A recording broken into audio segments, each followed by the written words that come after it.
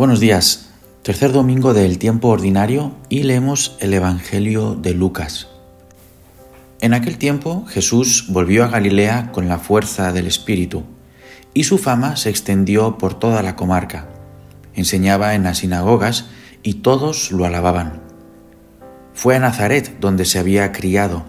Entró en la sinagoga, como era su costumbre los sábados, y se puso en pie para hacer la lectura. Le entregaron el rollo del profeta Isaías y desenrollándolo encontró el pasaje donde estaba escrito: «El Espíritu del Señor está sobre mí porque Él me ha ungido.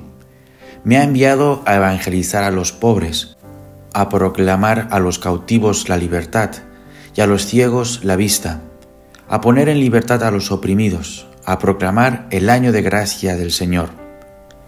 Y enrollando el rollo y devolviéndolo al que lo ayudaba, se sentó.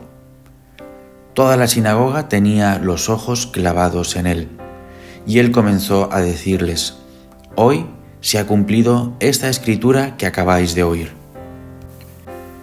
Jesús había iniciado hacía poco su ministerio de predicación, enseñando en todas las sinagogas de Galilea, y finalmente llega al pueblo donde se crió, Nazaret.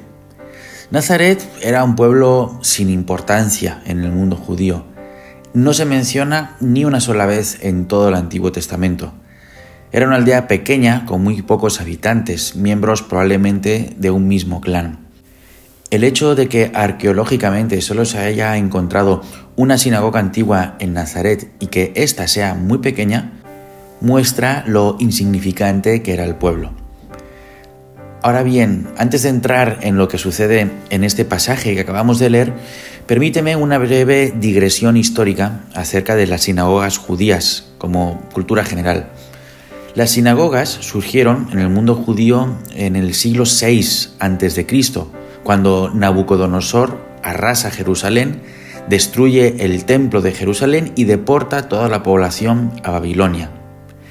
En la religión judía, el culto, el sacrificio a Dios, solo se podía realizar en el templo de Jerusalén, porque ahí, en el templo, era donde Dios habitaba.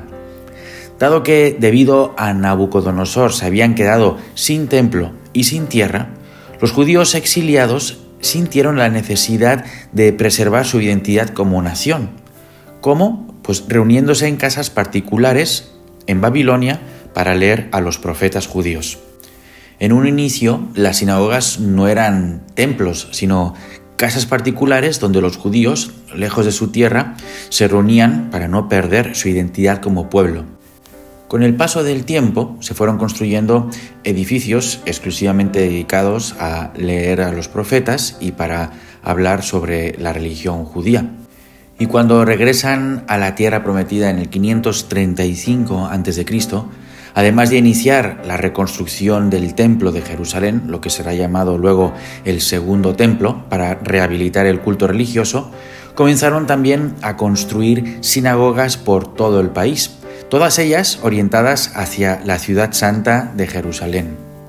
En tiempos de Jesús, solo en Jerusalén habría unas 400 sinagogas. Que en Nazaret solo haya una sinagoga significa que realmente Nazaret era una aldea enana. Pues bien, volviendo al Evangelio de hoy, Jesús toma el pasaje del profeta Isaías.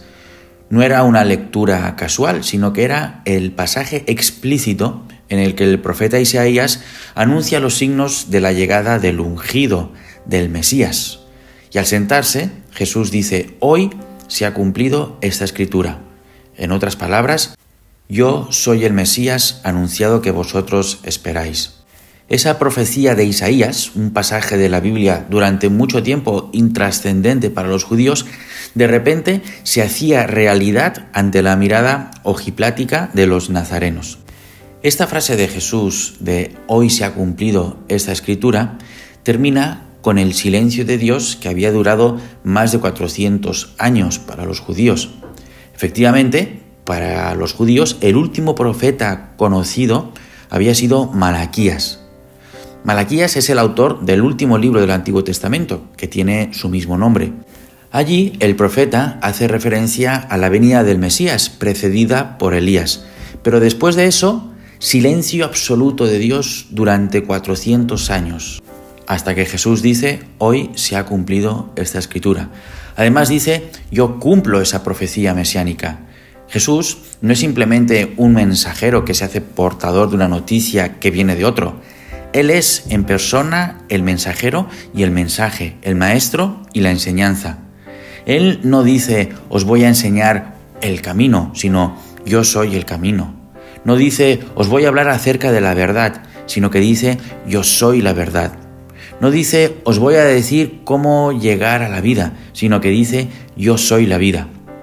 Ningún líder religioso, ningún fundador de una religión ha tenido jamás esta pretensión. Ni Abraham, ni Mahoma, ni Buda, ni Confucio, ni Lao Tse, ni el gurú Nanak. Para los presentes en la pequeñísima sinagoga de Nazaret, esas palabras que habrían escuchado seguramente muchas veces, pero que les parecían huecas o promesas al aire, ideas bonitas, de repente cobraron sentido, de repente se hicieron realidad. Y esto es algo que también nos puede pasar a nosotros y de hecho sucede cuando leemos la Biblia. La Biblia es un texto vivo, el Espíritu Santo está presente en él. Dios nos habla directamente a cada uno de nosotros a través de sus palabras. Y seguramente también nos ha sucedido lo siguiente. Hay palabras, frases de la Biblia que muchas veces nos habían pasado inadvertidas hasta que algo sucede y de repente tenemos una epifanía interior, nos cae el 20, hacemos clic y cobran un sentido mucho más profundo. Constatamos cómo esas palabras en particular se hacen realidad en nuestra vida y en nuestro corazón. Es una experiencia difícil de comunicar o de transmitir porque simplemente se vive y se experimenta con gratitud. ¿Qué palabras bíblicas se pueden hacer realidad en nuestra vida? Pues cada persona es un mundo y cada situación es diferente. Palabras de consuelo ante el sufrimiento, de esperanza ante la desolación, de gratitud ante una bendición, de fe en la oscuridad, de gozo al experimentar la verdad de alguna bienaventuranza, de fecundidad espiritual al experimentar la enfermedad física o la tribulación por el sufrimiento moral que alguna situación nos comporta, etc. Esta semana asistí a una conferencia testimonio de conversión a la fe de José Vilaseca, un hombre que a los 18 años, con toda la vida por delante, perdió la vista y quedó solo con un 5% de visión.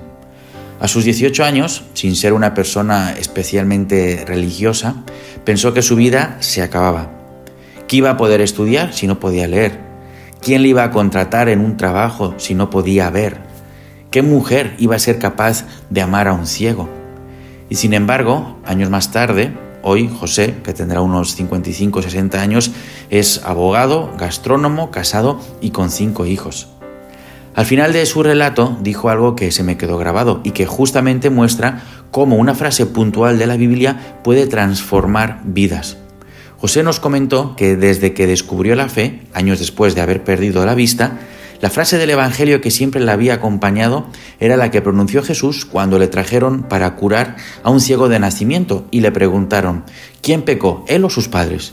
Y Jesús respondió, ni él ni sus padres. Esta enfermedad no es para muerte, sino para la gloria de Dios, para que el Hijo de Dios sea glorificado por ella. Esta frase, que a tantos de nosotros nos puede parecer irrelevante, a José Vilaseca le cambió la vida. Te comparto otro pequeño tip o consejo. Siempre que escuches o leas la palabra de Dios, antes de empezar, toma unos segundos para repetir en tu interior las mismas palabras con las que Jesús empieza su lectura hoy.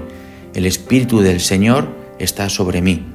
Es así, el Espíritu Santo, que es el amor de Dios, está sobre ti cuando oras, está sobre ti cuando lees la Sagrada Escritura y quiere transformarte con su amor, llevarte a la plenitud de vida. Así, Él suscitará en ti los pensamientos, las ideas y los afectos que más te convengan para tu bien espiritual.